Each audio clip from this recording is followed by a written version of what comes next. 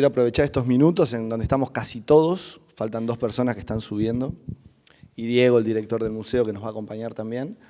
Pero esta como pequeña aventura que empieza hoy, surgió en una charla sobre Nicolás García Uriburu con Diego Berardo, y en la gran pregunta sobre el rol del arte. El rol del arte hoy en este mundo, para ponerle un nombre, ¿no? En este mundo tan complejo, donde parecería que hay tan pocas certezas, o algunos tienen muchas muy fuertes, y eso es raro. En este mundo en donde nos empezamos a replantear muchas situaciones, que el cambio climático, que la economía circular, que la manera en que producimos, que la manera en que consumimos. Y la idea de este seminario es poder juntos reflexionar al respecto. Por eso la variedad de enfoques sobre este cruce entre arte y ambiente. También cuando lo imaginé y lo empecé a trabajar con el equipo, con Sebastián, con Gonzalo, con Carolina, con María y con otro Gonzalo que está por ahí también, nos dimos cuenta que no había habido sucesos similares a este en cuanto a la extensión, en cuanto a la profundidad de los temas y la diversidad de los enfoques. Por lo tanto, casi con seguridad estamos siendo parte, ustedes y nosotros también, de un hito súper interesante. No digo que es el único, pero es muy difícil de rastrear cosas similares a esta. No quiero olvidarme de agradecer, obviamente, al museo, cuando venga Diego se lo voy a repetir, pero también al Club de Roma, que me acompaña en muchas de mis locuras, a la Fundación Pablo Casará y a la Asociación Civil Carlos Malman, que hacen en parte importante, posible, este seminario. Decidimos también, de manera editorial, si quieren, poner algunas reglas para que esta experiencia sea más interesante. Las 8 horas de seminario, que está dividido en 4, no se preocupen, las vamos a filmar porque entendemos que hay una doble lectura de este seminario. No solo estamos cruzando arte y ambiente, sino que lo estamos haciendo por primera vez. Este es nuestro primer seminario, así que este es el debut, pero se está haciendo en el Museo de Arte Contemporáneo de Buenos Aires. Entonces, estamos hablando de arte contemporáneo en el Museo de Arte Contemporáneo, encima en esta locación extremadamente bella. Entonces decidimos que este seminario lo íbamos a filmar, y ahí está Nico, un gran artista audiovisual, que va a estar registrando esto. Por lo tanto, y no solamente por esto, les voy a pedir que por favor pongan los celus en silencio o lo apaguen, pero también por otra cosa, porque como línea editorial o como propuesta del seminario, obviamente hay un PowerPoint, va a haber imágenes, pero las imágenes son extremadamente accesorias a la palabra. Y es la idea, tomarnos estas 2 horas para quitarnos las pantallas de encima, y el esfuerzo que vamos a hacer nosotros, ahora voy a estar yo solo, después va a venir Sebastián y Daniel, y en los días subsiguientes, cada uno de los ponentes, es lograr que las palabras alcancen para que ustedes imaginen las imágenes. Que el soporte de la imagen sea extremadamente secundario. Que lo que contemos sea tan interesante que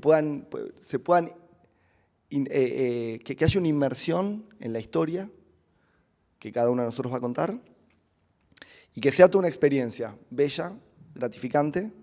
Entonces, además de que estamos filmando, para que no haya interrupciones y puedan, obviamente necesitamos nosotros hacer el esfuerzo de ser suficientemente entretenidos y no ser monótonos. Ese esfuerzo lo vamos a hacer, y sin celulares vibrando ni perdiendo nuestra atención, probablemente se genere algo virtuoso. Yo soy Javier Vázquez, coordino un poco el seminario, pero bueno, nada de lo que va a suceder hubiera sido posible sin la colaboración de un super equipo, de muchas ganas, de mucho entusiasmo y también de bastante confianza que tuvieron en cuando les planteé esta locura, que eso, digo, vale como doble. Bueno, vamos a empezar de una a sumergirnos en este seminario, Arte y Ambiente, diálogos necesarios. Como les contaba, esto surgió de una charla con Diego y la búsqueda de profundizar. Y esta primera hora, 45 minutos, vamos a hablar sobre la arqueología del pensamiento ecológico. ¿Y por qué el pensamiento ecológico, ¿no? ¿Por qué buscamos eso? Porque queremos entender si hay una nueva interpretación de la naturaleza, si está surgiendo una nueva interpretación de la naturaleza. Porque si vemos en la historia, siempre hubo diferentes interpretaciones. Esta pintura de lo que se llama el barroco tardío hispanoamericano, la Virgen está dentro de la montaña, hay un sincretismo entre la religión católica y un hastío de cierto animismo que existía en Hispanoamérica. Pero esta, que es bastante más famosa, la Virgen de las Rocas, la interpretación, la visión de la naturaleza es completamente diferente. Entonces podemos rastrear de que en diferentes momentos históricos no siempre se interpretó la naturaleza de la misma manera. Para hacer este análisis voy a tomar dos libros que yo no tengo certeza si entre ellos dos se llevarían bien, pero a mí juntarlos me parece un ejercicio súper interesante. Por un lado, Alessandro Barico, un autor italiano, que en su libro The Game hace una cartografía de la emergencia de la revolución digital. Empieza a buscar procesos, manchones sobre cómo a partir de 1960, 70 comienza a suceder lo que hoy vivimos como la digitalización del mundo. Y por otro lado, Michel Foucault, en este libro que se llama Las palabras y las cosas, busca cómo empezamos a nombrar y por qué empezamos a nombrar ciertas cosas, cómo las entendemos, cómo las interpretamos.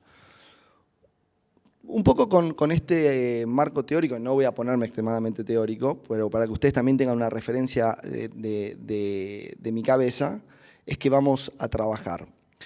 Y tomando Foucault, cuando hace su análisis de la locura, por ejemplo, y acá vemos este cuadro del Bosco, La nave de los locos, él muestra cómo hubo una modificación de la interpretación de la locura. Hay un mito urbano, diríamos nosotros urbano, en ese momento sería un mito aldeano o pueblerino, que cuando el loco existía en esa comunidad, en ese pueblo, y si era conflictivo, lo subía en un barco que iba pasando de pueblo en pueblo y bajaba en otro.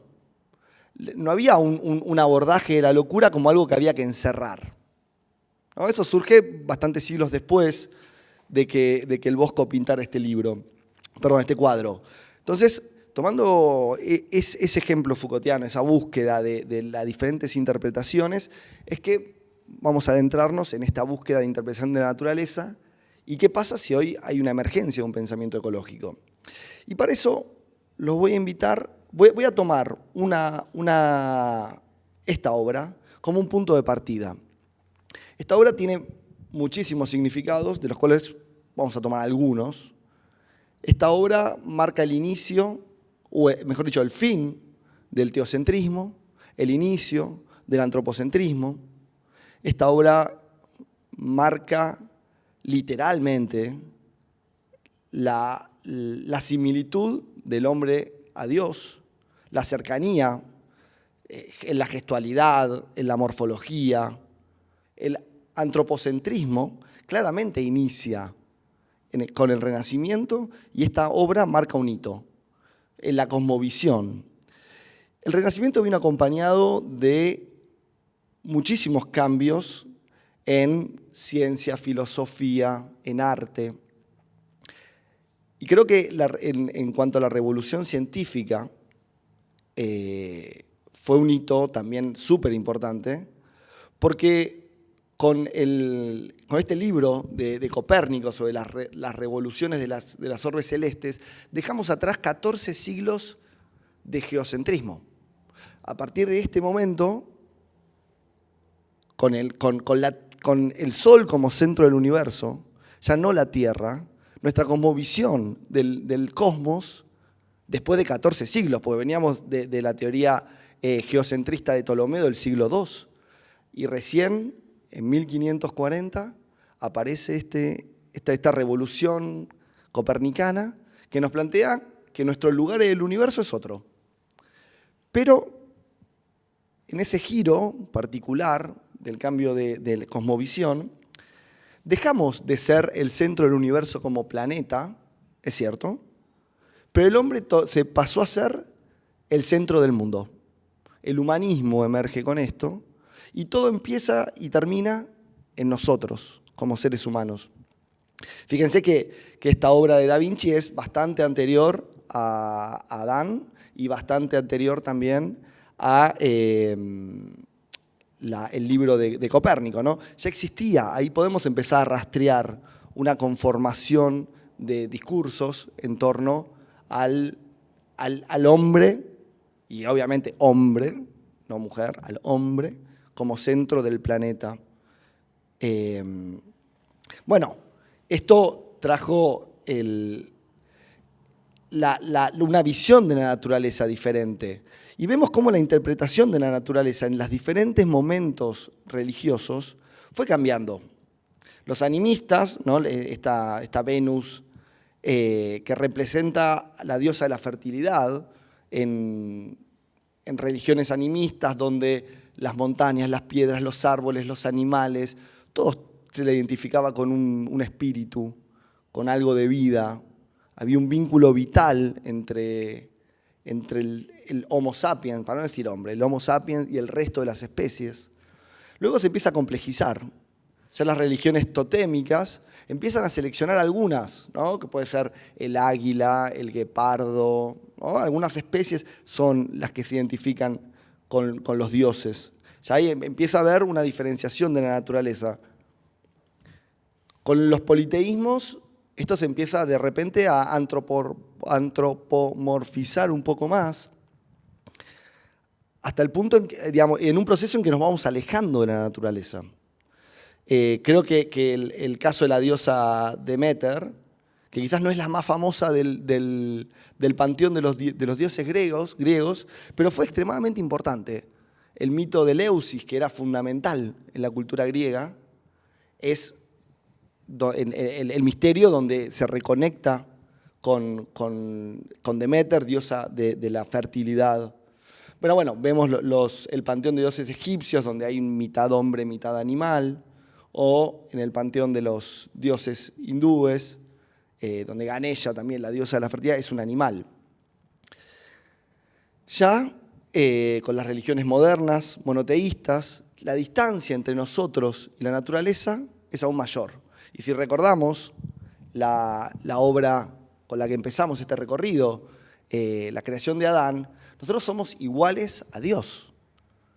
No seremos el centro del universo como planeta, pero el planeta Tierra y la naturaleza es para nosotros porque somos hijos de Dios, ¿no? Empieza a haber una distancia un poco más grande entre la naturaleza y nosotros como humanidad.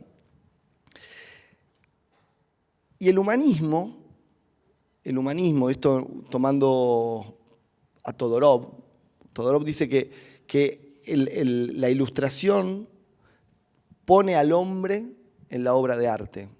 Hasta la ilustración, el arte pintaba reyes y batallas.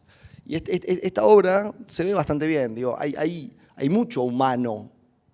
Está lo humano pintado acá. La ilustración busca plasmar miserias, cotidianidad, cosas que hasta ese momento no existían tanto en las obras de arte, sobre todo pictóricas.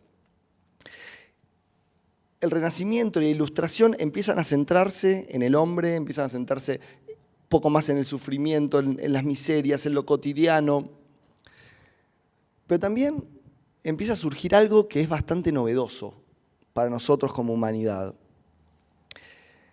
Y puse esta imagen porque tiene como un cruce extremadamente interesante. Obviamente, esto es la muerte de Luis XVI en la Plaza de la Revolución. Pero también ahí atrás hay un invento, la guillotina. Y detrás de la guillotina, que nos parece tan brutal, hay un señor, Jean Guillotin, que buscaba el fin de la pena de muerte. Él estaba en contra de la pena de muerte. Pero en ese momento del mundo, de Francia, no era posible dar esa batalla. Entonces dio la batalla de que sea menos cruel. Imaginémonos, si vieron la película Braveheart, que le abrían la panza, le sacaban las tripas, se les cortaban manos. No era democrática la pena de muerte, lamentablemente. Depende de quién le tocaba el padecimiento. O mismo era poco eficiente, cuando quizás si la hacha no estaba muy afilada y el verdugo le tenía que dar 2 hachazos en el cuello. Imagínense el sufrimiento de ese pobre penado. Bueno, en esta búsqueda por reducir la crueldad, aunque estaba en contra de la pena de muerte, Jean Guillotin inventa la guillotina a fin de poder reducir el sufrimiento. Que esta búsqueda es parte de la Ilustración como movimiento, la reducción del sufrimiento. Pero sin duda que hay una búsqueda, esa búsqueda de sufrimiento, de reducción del sufrimiento, basada en la razón. Y puse también este dibujo de Goya, porque todavía no está claro qué refiere. ¿Sí? Estamos ahora tantos 200 y pico de años. Para mí, él aboga a que no perdamos la razón, que acompañemos el sueño de la razón, porque si no aparecen los monstruos. Hay otros que piensan que la utopía de la razón es la que genera los monstruos. Pero bueno, en 1799 en España esa tensión existía, ¿sí?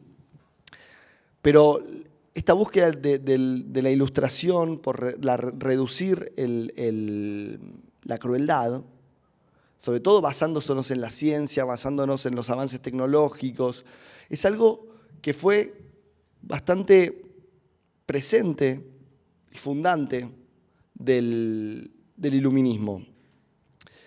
Y esta tensión también la podemos ver en otra obra, que es el libro 2 de Fausto, de Goethe, cuando Fausto es el comerciante y arrasa con la naturaleza. Y ahí vemos este doble juego, porque de repente tenemos esta construcción de las ciudades de 1800, el avance contra la naturaleza y la reticencia del romanticismo en recuperar esa naturaleza que empezaban a verla perdida, que empezaban a verla en riesgo. Este cuadro de Friedrich marca un poco eso. Primero el hombre como arriba de un pedestal mirando la naturaleza, y la naturaleza ahí para ser contemplada porque es bella, pero la naturaleza como algo que está ajeno al ser humano, ¿sí? Si vemos, hay un proceso en donde nos vamos alejando de la naturaleza y la naturaleza empieza a ser un recurso para que nosotros, como humanidad, como civilización, podamos desarrollarnos y, entre otras cosas, dejemos el sufrimiento o la crueldad. Empecemos en un proceso de dejar la crueldad o disminuirla, dejarla es un montón. Esta imagen de estas ciudades que crecían, se nos puede venir a la cabeza Dickens, muchísimas imágenes literarias o pictóricas. Bueno, es la Revolución Industrial. La Revolución Industrial fue un proceso, o yo lo propongo así, vale discutirlo, un proceso que generó, por un lado, a la naturaleza como un recurso, Pero también recordemos que la primera máquina a vapor, 1769, permitió, entre otras cosas, un proceso que terminó con el esclavismo. ¿Sí? No estoy diciendo que la máquina a vapor terminó con el esclavismo, no, es un proceso, desde mi punto de vista, un poco más complejo. En 1776, en una librería en Londres, se juntan un grupo de anglicanos y de protestantes para armar el primer grupo político para hacer una protesta, para comenzar una acción civil contra el esclavismo, 1778. Esto que vemos acá es una cajita de tabaco, de parche se llama, porque entre esos 9 anglicanos y protestantes había un fabricante de cerámicas y él empezó a realizar tazas, pines, pendientes o este tipo de cajitas, porque de repente se generó como un movimiento social. Hoy lo podemos imaginar como XR, Black Lives Matter o cualquier movimiento social que ustedes imaginen, el Me Too, sobre el esclavismo. Pero en 1778 el esclavismo estaba extremadamente vivo en casi todo el planeta. Este grupo político logró, después de acciones, digamos, tenían diarios, imagínense que había tazas, ¿no? Y quizás iba un londinense a tomar el té en la casa de otro londinense y cuando levantaba la taza veía esta imagen que es extremadamente icónica de un negro esclavo diciendo: no soy un hombre y tu hermano. Esto es, a mi entender, un hito extremadamente interesante en la historia de Occidente, quizás no es tan conocido, pero también lo que plantea es que hay un proceso de ampliación de círculos empáticos. El identificar que haya un grupo de personas que se identifiquen con el sufrimiento de ese momento los negros esclavos, en búsqueda de incorporarlos, que tienen derechos, evitar la crueldad. Imagínense que el esclavismo era un sistema económico y productivo. Tenía reglas, tenía leyes. A los negros se los vendía con cierto peso. Por lo tanto, era algo extremadamente normal. Podemos pensar algo tan normal como hoy pesar una vaca y venderla. No había animosidad con el negro.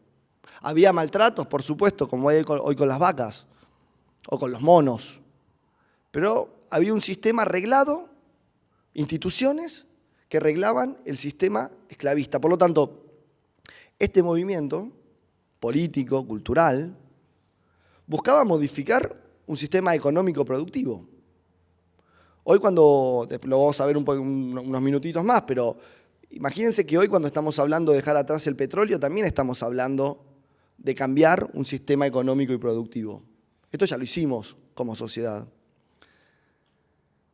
La máquina a vapor, volvemos, fue una invención que logró destrabar muchísimas cosas en nuestro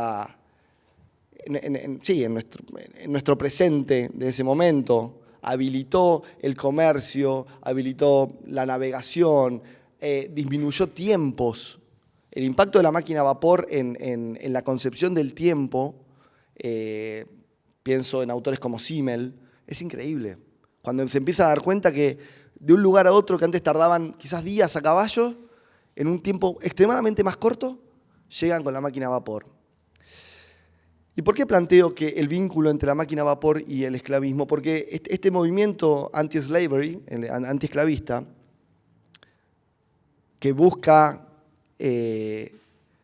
disminuir la crueldad con un pensamiento muy ilustrado, hubiera sido bastante difícil si no teníamos con qué reemplazar la mano de obra esclava. Porque no se olviden que estamos hablando de un sistema económico productivo. Podríamos estar todos muy de acuerdo con que los esclavos dejen de ser esclavos, pero cómo movemos los barcos, cómo movemos las cosas, cómo llevamos... Digo, el esclavo cumplía una función como esclavo dentro de este sistema económico y productivo. Pero de repente también esto se ve acompañado con una nueva teoría económica. En 1776, La riqueza de las naciones, el libro de Adam Smith, plantea un enfoque de la economía completamente novedoso, donde plantea la necesidad de, entre otras cosas, que haya personas libres que puedan intercambiar e intercambiarse cosas en un mercado. Por lo tanto, para que esta teoría económica funcione, es necesario también que el esclavismo termine como sistema económico y que los negros puedan pasar a formar parte del mercado. Entonces, para lograr lo que quizás nos parece mucho más interesante, un proceso de ampliación de círculos empáticos que puede empezar a decirse que arrancó en 1776 con la Declaración de la Independencia de Estados Unidos, continuó en 1789 con la Declaración de los Derechos Inalienables del Hombre en la Revolución Francesa, 1806 con la primera legislación inglesa contra el comercio de esclavos, bueno, hasta más o menos 1850, 60, donde ya deja de existir el sistema esclavista como un sistema económico y productivo. Ese proceso de casi 100 años, un poquito menos, fue necesario que también se apalanque, se empuje en tecnología y en economía, ¿sí? Solo no hubiera pasado, ni tampoco hubiera sido posible que la teoría de mercado de Adam Smith hubiera sucedido quizás sin la máquina a vapor o sin un movimiento social que acompañe el fin del esclavismo. Son yo lo veo como tres movimientos que se van entrelazando. Hay una gran pregunta, es si se dieron correlativamente o hay un vínculo entre ellos o es azaroso, ¿no? Se dio una casualidad histórica de la conjunción de los tres. Bueno, quizás es para otro seminario entero eso, pero si hacemos la línea de tiempo como lo venimos haciendo, hay una conexión. Y esta ampliación de círculos empáticos, vemos cómo continuó. Porque a principios del siglo XX, las mujeres comenzaron a luchar y a lograr espacios en la vida pública, en la vida laboral, tomando nuevas responsabilidades, que sin duda no fueron gratis, ¿no? Digamos, no es que le dijeron, vengan, vamos, pero sí empezaron a tener otra preponderancia. Y ese proceso, si quieren, podemos también enumerar a partir de 1950-60, el colectivo LGBT, que empezó a pelear por sus derechos, su reconocimiento, algo que quizás un siglo atrás era bastante imposible de pensarse. Si quieren, podemos hacer como un reconto un poquito más antiguo. En el año 365, durante el Imperio Romano, se redacta la primera legislación en contra del infanticidio. Pues hasta ese momento, los hijos que eran propiedad de los padres, si había maltratos o se mataba a un hijo, no estaba penado. Recién en el 365 aparece esta cuestión legal de que al hijo no se lo podía matar y tampoco podía sufrir malos tratos. Quizás otro manchón interesante, la ley de Indias de 1640 y pico, donde hace una diferencia entre el negro esclavo y el nativo americano. Podemos discutir también sobre las funciones políticas de eso, pero de repente lo que fue la Ilustración española, la Escuela de Salamanca, dice, no, esperen, los nativos de América tienen alma, por lo tanto no habría que esclavizarlos, habría que evangelizarlos. Hay un reconocimiento de ese otro de otra manera. A partir de 1876-78, con este armado de este grupo antiesclavista, empezamos a ver este reconocimiento de estos otros, del sufrimiento de esos otros, algo novedoso. Entonces, a eso llamo ampliación de círculos empáticos, procesos sociales en donde empezamos a reconocer a los que antes no reconocíamos como personas, ¿sí? Vuelvo a lo mismo, no hay animosidad.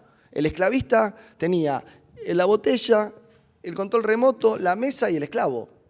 Estaban al mismo nivel. El proceso de ampliación de círculos empáticos reconoce que, está bien, esto es un objeto, el esclavo es una persona y tiene derechos.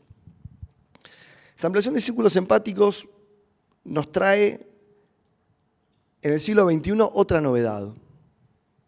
Cuando de repente, y la verdad que estoy muy contento que haya sido en la Ciudad de Buenos Aires, reconocemos a otro ser vivo, no humano, como sujeto de derechos.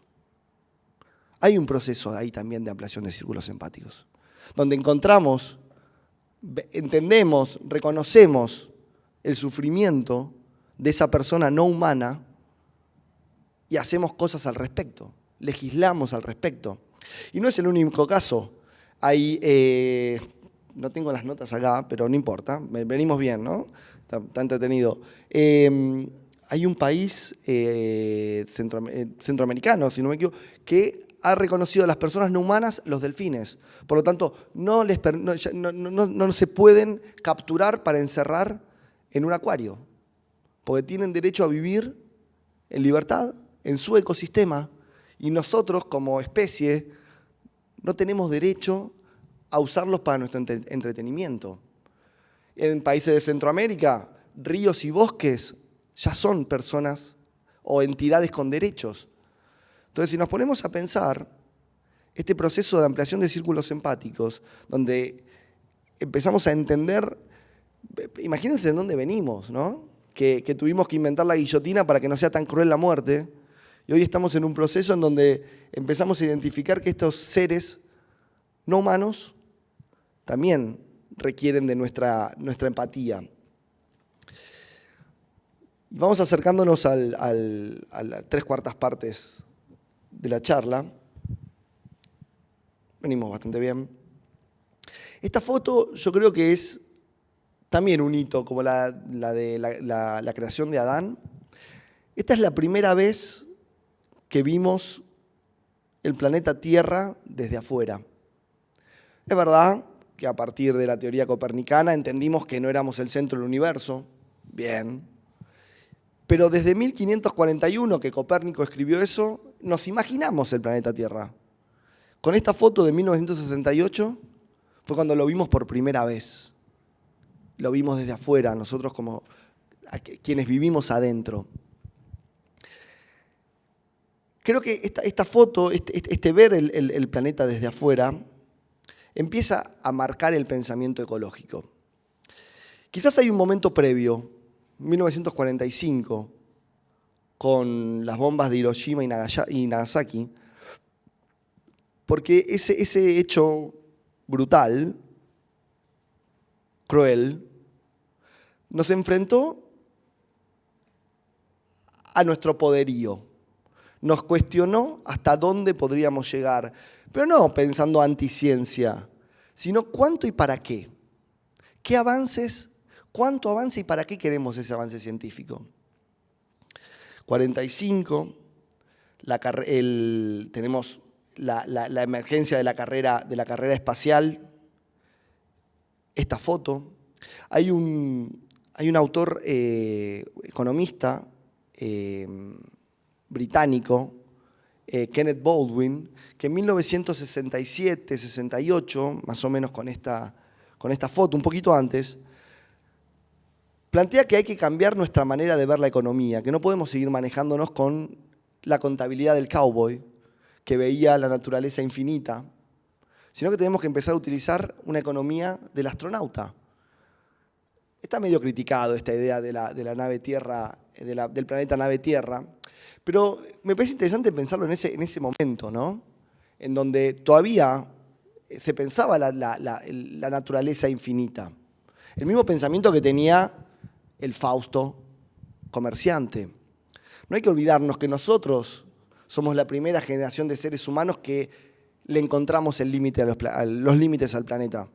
Nuestros abuelos probablemente no lo pensaban de esa manera.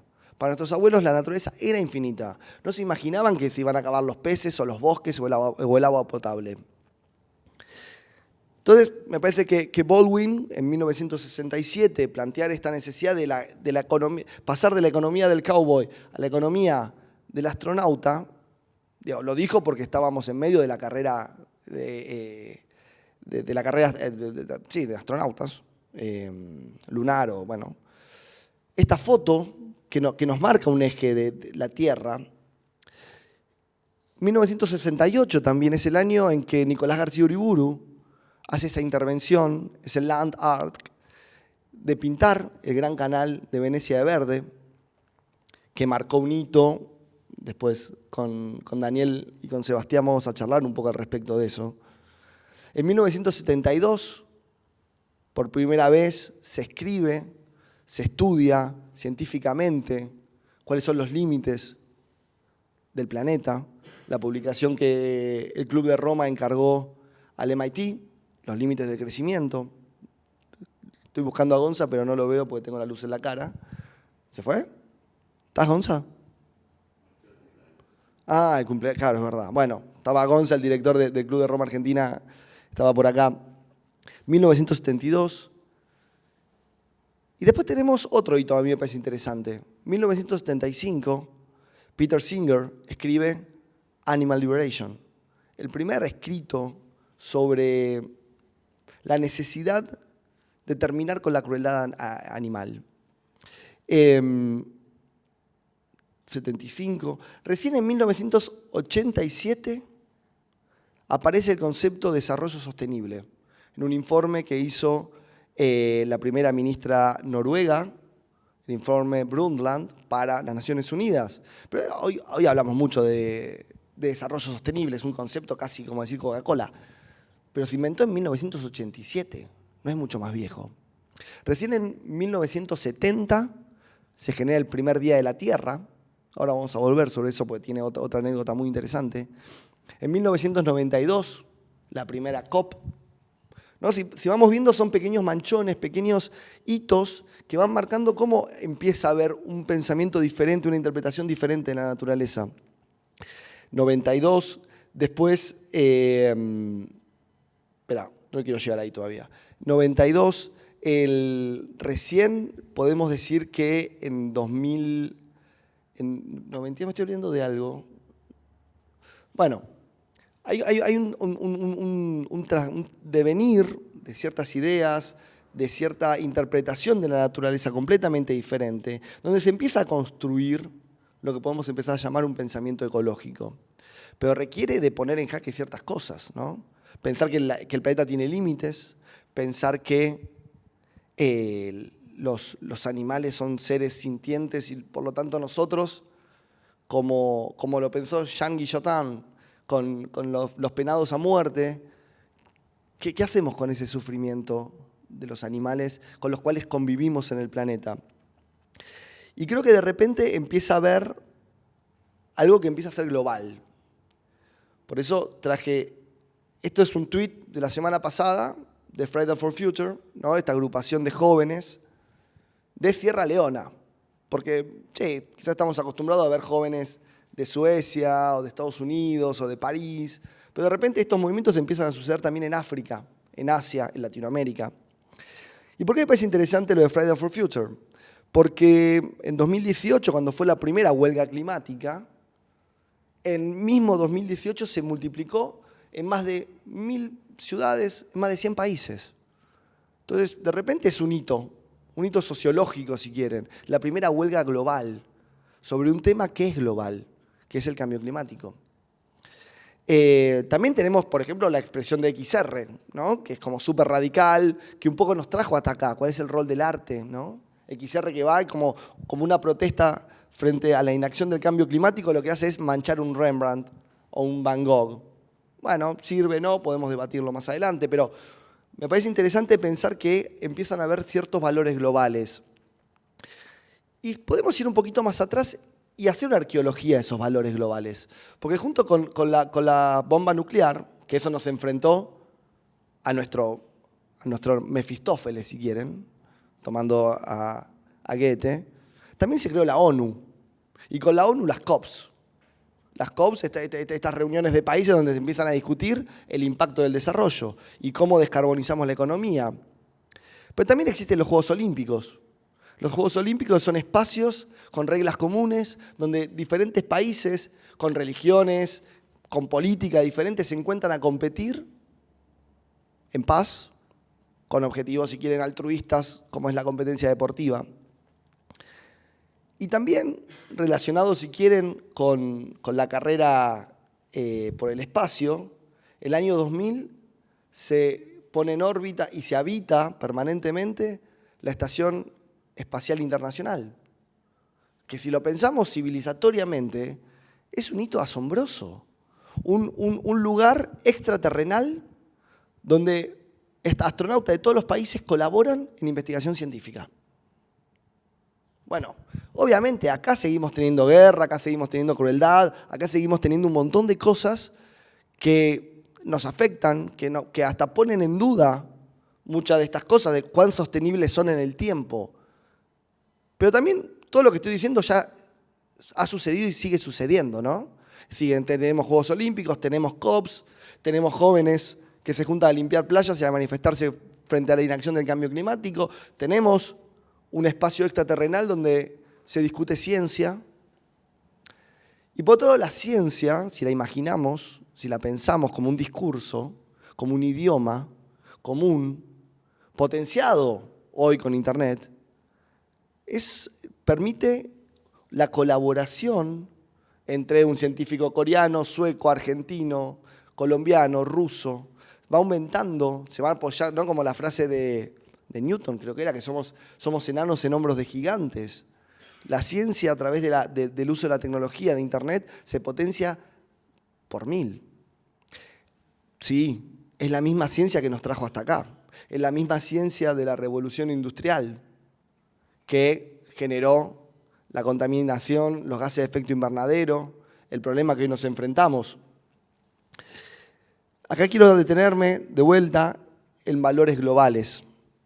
El símbolo del reciclado, calculo que todos conocemos estos símbolos, ¿no? Bueno, el símbolo del reciclado se inventa para el primer Día de la Tierra en 1970 y lo encarga como si fuera la Cámara de Papeleros de Estados Unidos, para incentivar, se lo encarga un estudiante de diseño industrial, para incentivar el reciclado de papel. Y a partir del 22 de abril de 1970 se instala como, digamos, el devenir del tiempo, se instala como el símbolo internacional del reciclado. Y hoy cualquiera de nosotros que vaya a cualquier otro país del mundo y ve esto sabe lo que significa. Y está instalado en todos los países del mundo. El símbolo de veganismo, de vegan, es también 1990, un poquito después del reciclado. Pero lo interesante es que la fundación, la primera asociación vegana, es de 1944, ¿no? El veganismo parece algo tan moderno, tan contemporáneo, pero es bastante más viejo. El tema es que, claro, si nos ponemos a imaginar, hoy todavía, para muchos sectores de la sociedad, el vegano es como un bicho medio raro. En 1944 debía ser bastante extraño, pero también lo comparo con esos primeros anglicanos y protestantes que dijeron en su momento, che, no sé si estamos de acuerdo con el esclavismo. Bueno, habría que analizarlo con tiempo, pero creo que son manchones, son hitos, son marcas de que hay procesos sociales, no que se repiten, pero sí que vamos ampliando círculos empáticos. Y a diferencia de ese momento, hoy se empieza a conformar una cultura global que comparte estos valores. Acá esta foto también me pareció muy, muy linda, porque hasta ahí hablamos de cultura, de ideología. Ahora vamos a pasar a este tercer movimiento, el tecnológico. Esto es en Valencia, esto es de este año, es un cementerio. Un cementerio, un lugar donde hasta hace algunos años, 50, 80, si no estabas bautizado no te podían enterrar. Un lugar donde es extremadamente sacro para construir, para hacer cualquier modificación, era bastante complicado. Bueno, se aprobó usar todos los techos de las criptas para generar energía. Aprovechar la energía del sol en un lugar que estaba, que si quieren, la famosa quinta fachada, ¿no? El techo de Le Corbusier, que era intocable, porque era parte de la conformación estética del edificio. Bueno, y en un cementerio empezar a generar energía. ¿Por qué me parece que la fotovoltaica es tan icónica? Porque a diferencia de otras formas de energía, el sol sale para todos. El petróleo no, el gas tampoco. La energía fotovoltaica como invención, comparémoslo con la máquina a vapor, da una democratización del acceso energético. Imagínense que con un par de estos paneles se puede mover agua varios kilómetros en una aldea lejana de la civilización. Puede ser en África, puede ser en Centroamérica, puede ser en Argentina, puede ser en Oceanía, en Europa Central. Imagínense esos paneles fotovoltaicos con esa bomba que atrae agua y que si no están, son 2 o 3 kilómetros con baldes de una mujer. Bueno, este tipo de tecnologías tiene un impacto muy importante en la sociedad, sobre todo en aquellos que hoy todavía están relegados. Y hay otra cosa que también me parece súper interesante que está sucediendo. Esta es una noticia, por eso digamos, no es muy artístico, pero me pareció importante poner la noticia de enero de este año, donde Israel aprueba la comercialización de carne de laboratorio, que no es las hamburguesas que compramos en el supermercado a base de vegetal. No, es el uso de la tecnología, de la biotecnología, para reproducir celularmente carne animal. Por lo tanto, estamos hablando de que es consumo de proteína animal sin sufrimiento animal, pues no se mata ningún animal. Lo he hablado con amigos y amigas veganas, si esto para ellos es una contradicción o no.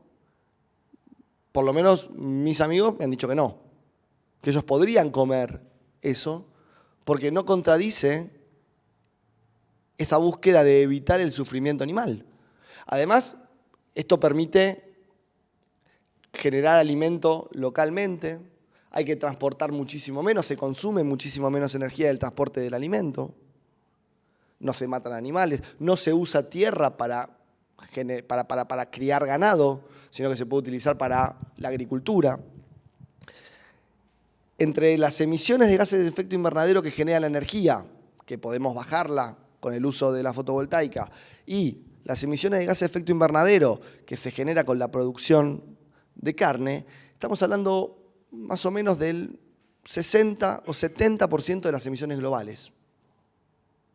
Entonces, en un contexto en donde la economía se empieza a abordar de otra manera, porque el cambio climático nos obliga a pensar de otra manera la manera en que consumimos y producimos.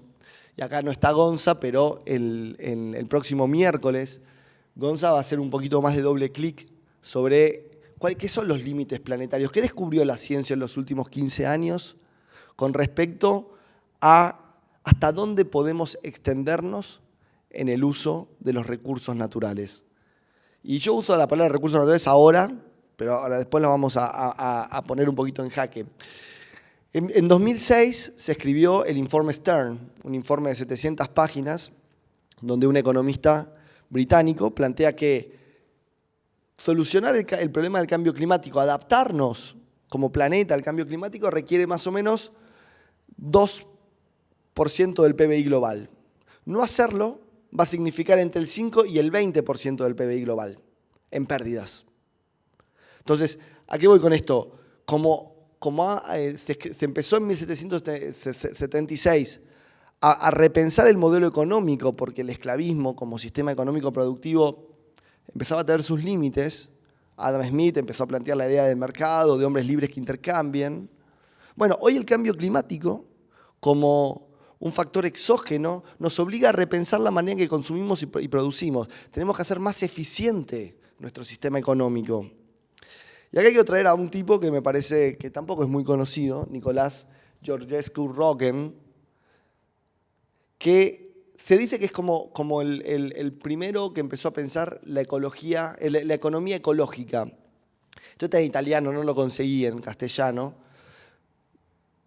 pero lo que dice es que hay un economista tradicional diciendo que lo saquen, que lo dejen salir, y él dice, no puedo, es un sistema cerrado. Lo que plantea Georgescu-Roegen es que la economía es un subsistema dentro de un sistema mucho más amplio que es el sistema planetario. Nosotros no podemos, dentro del sistema económico, consumir más recursos que lo que genera el planeta.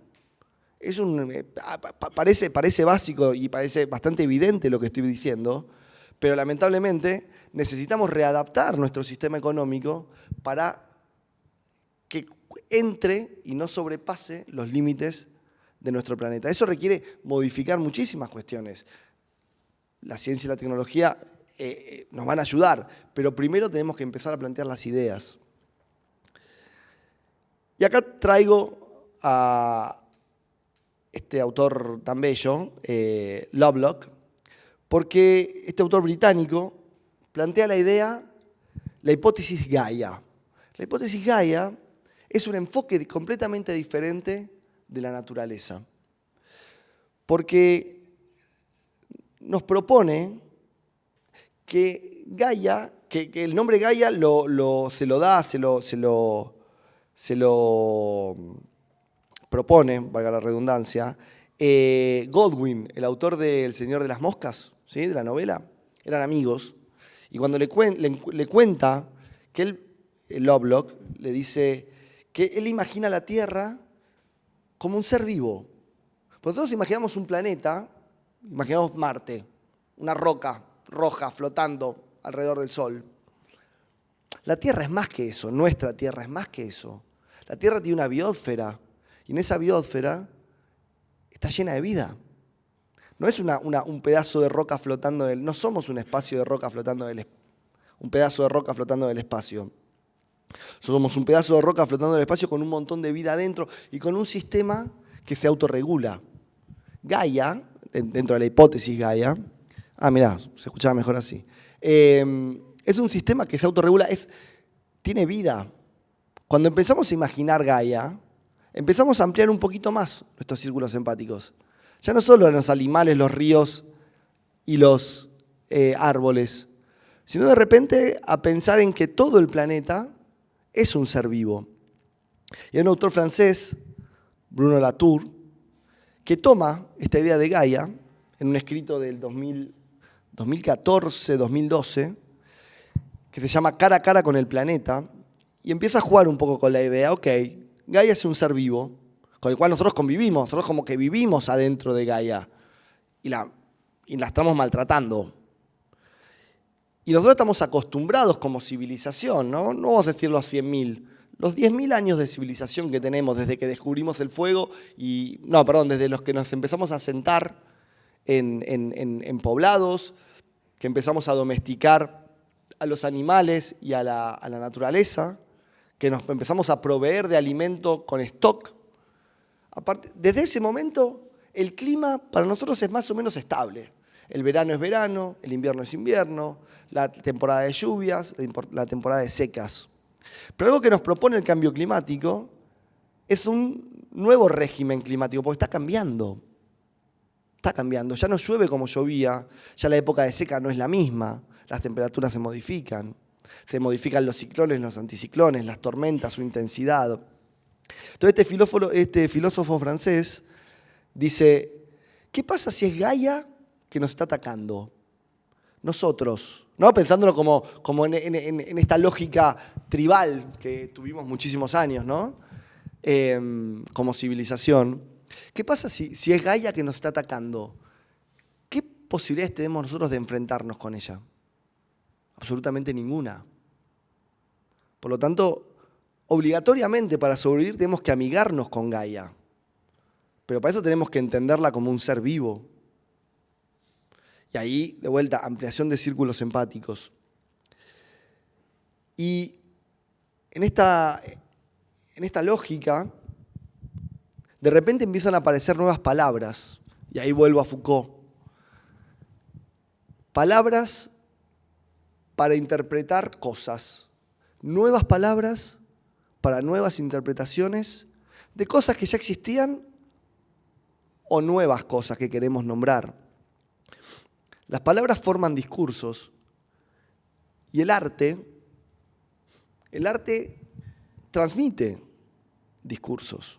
Entonces, si de repente empezamos con nuevas interpretaciones de la naturaleza, ampliamos círculos empáticos, empezamos a reconocer a otros seres vivos que comparten con nosotros el planeta, entendemos que el planeta no es una cosa inerte, que nosotros no estamos ajenos a ello.